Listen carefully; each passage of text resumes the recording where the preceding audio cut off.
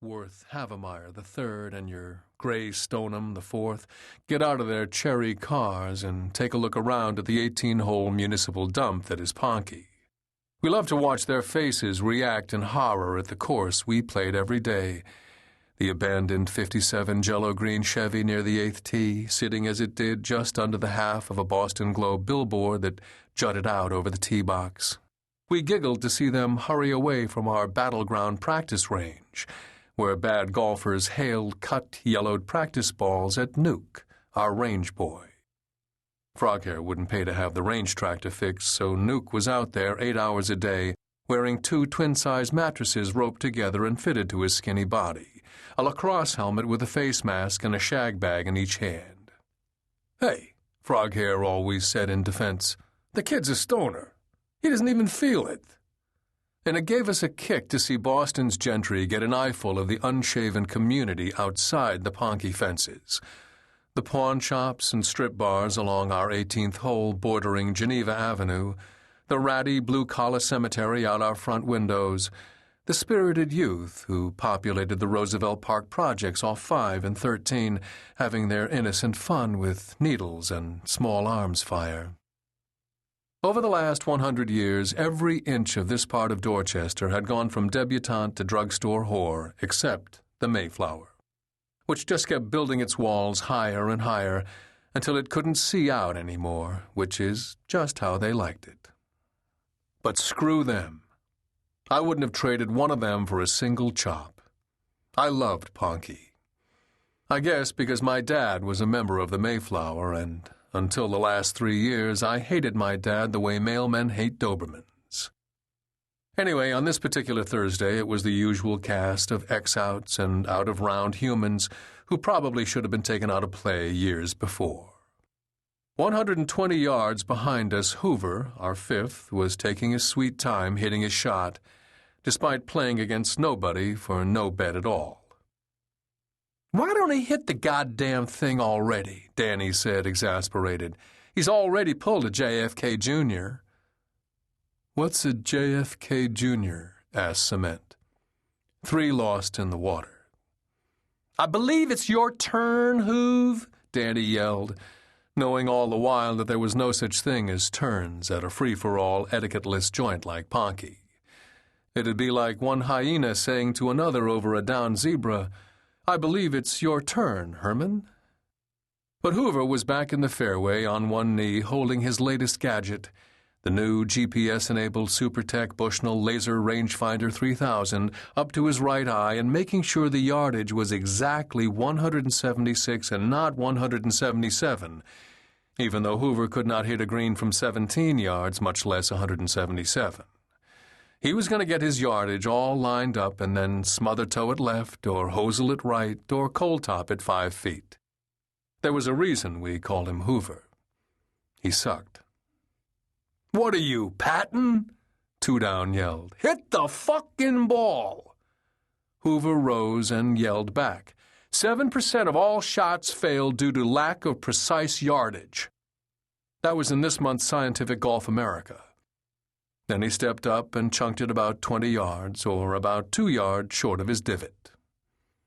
"And 93% of all shots fail 'cause Hoover sucks like Linda Lovelace," Dannie said to nobody in particular. So here we were on the 17th, with me down 3, down 2, and down 1 to 2 down, and needing this hole to have any chance of saving the Claudette Cold Beer Fund.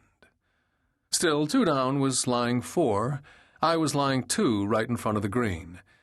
He was taking a long look at his difficult sand shot. All sand shots at Ponky are difficult on account of there being no sand in Ponky's bunkers. When he announced, "I haven't had my throw yet, right?" I was hoping he'd forgotten. "Yeah, that's right," I grumbled. "You get 1 throw aside." And 2 down got out of the bunker, walked over to my ball, picked it up, and threw it over the 12-foot-high hedge into the Mayflower Country Club. Then he returned to his shot without comment.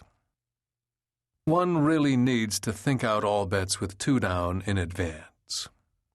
As we came to the picturesque 18th hole at Ponky, with its unforgettable view of Manelli's dry cleaners on the left, I was down $200 all day to 2 down. I needed something big on the last hole to bail me out. 2, I need to get even. 2 looked at me and said quite firmly, "Okay, you know what? No." "But you haven't even heard it yet," I said. "Unless the get even is you chew off your left hand before you play this last hole, I don't want any part of it." "No, it's better than that. I'm offering you a simple wager." If there is one thing a true chop will not turn down, it's the offer of a simple wager. A true chop will bet on all things at all times. Would that guy eat his ear of corn like a typewriter or in a wheel around it? What odds will you give me that I can't chip one onto the clubhouse roof, run around to the other side, and catch it in my mouth? Odds were set at 12-1 against. One time on a rainy day, 2 down and Dom bet $10 on who would swing first on Jerry Springer. The blimp who was about to find out her daughter was screwing her son, or the two-toothed dad who was finding out his hunting buddy was in love with him. Offering 2 down a simple wager was like offering a wolf a pork chop.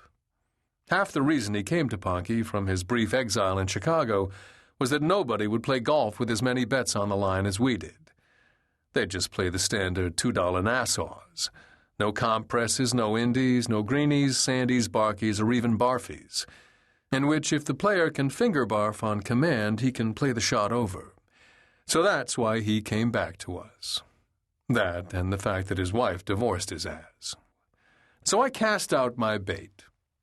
"I'm a little longer than you off the tee, am I right?" "Does Michael Jackson subscribe to Boy's Life?" he said. "Exactly. I'd say I'm about 50 to 75 yards longer than you, on average, with the driver, yes?" "Yeah, and you're about $200 down to me, too, Mr. 2-time Massachusetts Junior Amateur runner-up, so shut the fuck up and hit." "Right. Well, here's the bet. I tend to swing only 75% with my driver. I think I can be 3 highway exits past you if I wanted to.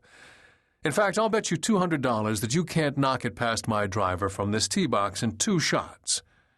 Frankly, I think you'll choke like Mama Cass." This got 2 down's famous ADD eyebrows to itching.